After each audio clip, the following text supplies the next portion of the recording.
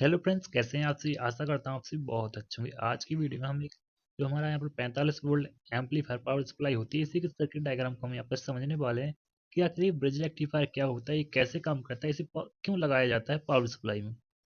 और जो ट्रांसफार्मर से मिलने वाले वोल्टेज होते हैं ये कौन से वोल्टेज होते हैं, डीसी वोल्टेज होते हैं कौन से होते हैं, और जो हमारे ब्रिज रेक्टिफायर के बाद जो वोल्टेज आते हैं ये कौन से वोल्टेज होते हैं। यानी पावर सप्लाई से रिलेटेड जितने भी आपके डाउट होंगे सभी आज की वीडियो में मैं यहाँ पर उनके जवाब देने वाला हूँ। साथ ही साथ आपको इसकी जो अनडिटेल यानी बेसिक डिटेल है वो भी आपको यहाँ पर देने वाला हूँ। तो चलिए वीडियो को शुरू करते हैं। तो अभी तक आपने इस चैनल को सब्सक्राइब नहीं किया है तो सब्सक्राइब जरूर से जरूर कर लीजिएगा।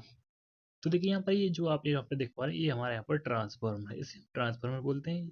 तो देखिए जो ट्रांसफार्मर होते हैं हमारे यहाँ पर दो प्रकार के ट्रांसफार्मर होते हैं, एक अप ट्रांसफार्मर होता है, एक डाउन ट्रांसफार्मर होता है। डाउन यानी जो वोल्टेज को कम करता है, या फिर आप इस प्रकार से समझ सकते हैं कि जो इनपुट वोल्टेज को कम करता है उसे डाउन ट्रांसफार्मर बोलते हैं, और जो इनपुट वोल्टेज को बढ़ाता है उसे अप ट्रांसफार्मर बोलते हैं। तो देखिए यहाँ पे जो डाउन ट्रांसफार्मर का यूज किया जाता है, जिसमें इसकी जो प्राइमरी वाइंडिंग होती है वो 220 वोल्ट की होती है। आप यहाँ पर देख पा रहे हैं ये 220 वोल्ट की इसकी प्राइमरी वाइंडिंग है। और जो इसकी सेकेंडरी वाइंडिंग है वो हमारे यहाँ पर कुछ इस प्रकार से है। जो इसकी पहली लूप होगी वो 35 वोल्ट की होगी, फिर 0 वोल्ट की लूप निकलेगी, वो फिर से 35 वोल्ट की लूप यहाँ पर निकल आएगी। तो देखिए यहाँ पर जो वोल्टेज आते हैं वो एसी वोल्टेज होते हैं, जो हमारे घरों में आते हैं वो एसी वोल्टेज होते हैं। तो देखिए जो ट्रांसफार्मर होता है ये इसका इस प्रकार से काम करता है कि फ्रिक्वेंसी को बिना चेंज किए ही वोल्टेज को कम ज़्यादा करने का ये काम करता है ट्रांसफार्मर।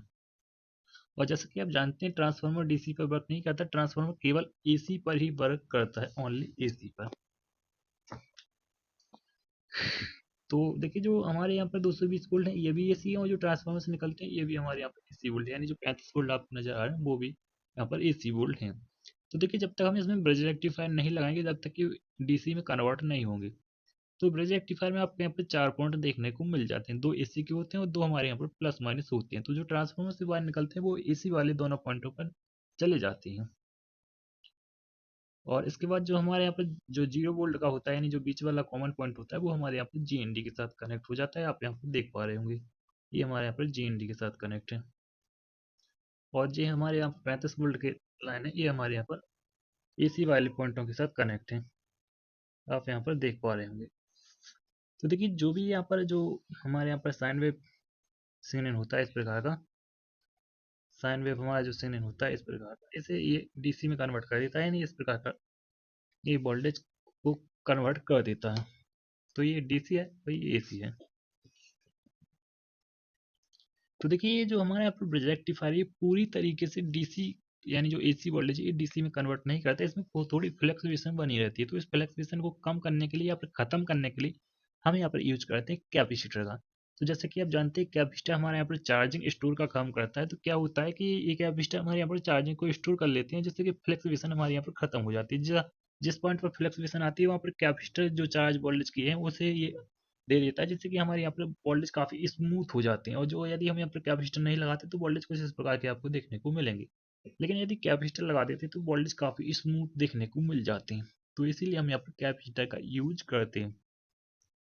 और देखिए यदि हम यहाँ पर कैपेसिटर नहीं लगाते तो ट्रांसफार्मर पर ज़्यादा लोड पड़ता है, क्योंकि जो हमारे कैपेसिटर होती है एम्पियर को काफ़ी इंक्रीज कर देती हैं, जिससे कि ट्रांसफार्मर कम लोड पड़ता है और ये हमारे यहाँ पर अच्छे से एम्पलीफायर वर्क कर सकता है। तो अब आपके मन में डाउट रहा होगा कि जो यहाँ पर हमने 35 वोल्ट यहाँ पर ट्रांसफार्मर यूज किया है, लेकिन अब यहाँ पर 45 वोल्ट कैसे हो गए। तो यहाँ पर 45 वोल्ट आपको देखने के लिए ही यहाँ पर मिले हैं। ऐसा नहीं कि आप यहाँ पर 45 वोल्ट का लोड डाल सकते हैं। तो देखिए क्या होता है कि जो ब्रिज रेक्टिफायर है ये भी कुछ वोल्टेज ड्रॉप करता है। तो यदि आप एक सेकेंड में कलर चेंज कर लेता हूँ। तो देखिए यदि आप ये ट्रांसफार्मर से जो वोल्टेज निकल रहे हैं ये हमारे यहाँ पर 35 वोल्ट है। ये वाले वोल्टेज हमारे यहाँ पे 35 वोल्ट है, ये वाले। तो जो इस ब्रिज रेक्टिफायर से वोल्टेज निकलेंगे ये हमारे कितने वोल्टेज होंगे, ये वोल्टेज हमारे होंगे 35 तो करीब 33 या फिर 34 वोल्टेज हमारे यहाँ पर ब्रिज रेक्टिफायर से निकलेंगे। फिर आप बोलेंगे कि यहाँ पर 45 वोल्टेज क्यों है। तो 45 वोल्ट इसलिए है क्योंकि हमारी कैपेसिटर यहाँ पर चार्ज है। यदि हम इस पर लोड डालेंगे तो ड्रॉप होगा वोल्टेज, तो करीब 35 वोल्ट तक ही ड्रॉप हो जाएगा। इसीलिए हमारे जब तक कि कैपेसिटर चार्ज रहेंगे यहाँ पर एक्स्ट्रा वोल्टेज रहेगा। तो यहाँ पर जो एम्पलीफायर डिजाइनिंग इस प्रकार से की जाती है कि जो हमारे यहाँ पर 45 वोल्ट है तो इसी प्रकार से हमारी एम्पलीफायर की डिजाइनिंग की जाती है, ना कि 35 वोल्ट के हिसाब से। यदि रियल वोल्टेज की बात करें तो ये 35 वोल्ट होगा, और ये वोल्टेज की बात करें तो ये हमारे यहाँ पर 45 वोल्टेज होगा। तो इस प्रकार से इसकी डिजाइनिंग की जाती है। और देखिए जो कैपेसिटर यहाँ पर लगाए जाते हैं, तो देखिए जो कैपेसिटर की क्वालिटी है वो कुछ इस प्रकार से लगाई जाती है। तो देखिए जो कैपेसिटर का नेगेटिव पॉइंट है वो हमारी नेगेटिव सप्लाई यानी माइनस के साथ कनेक्ट होता है, और दूसरे कैपेसिटर का जो पॉजिटिव है वो हमारे यहाँ पॉजिटिव टर्मिनल्स के साथ कनेक्ट होता है। और जो हमारे यहाँ पर दो बच जाते हैं पॉजिटिव और नेगेटिव, ये आपस में कनेक्ट होकर जीएनडी के साथ कनेक्ट हो जाते हैं। तो इस प्रकार से पावर सप्लाई डिजाइन की जाती है। तो देखिए कैपेसिटर का काम होता है यहाँ पर वोल्टेज को स्मूथ करना, और जो ब्रिज रेक्टिफायर होता है उसका काम होता है हमारे यहाँ पर एसी वोल्टेज को डीसी में कन्वर्ट करने का। और जो हमारे यहाँ पर ट्रांसफार्मर वोल्टेज होता है, ट्रांसफार्मर ये हमारे वोल्टेज को कम करता है, और एम्पियर को भी ये डिसाइड करता है कि कितना एम्पियर हमें देना है।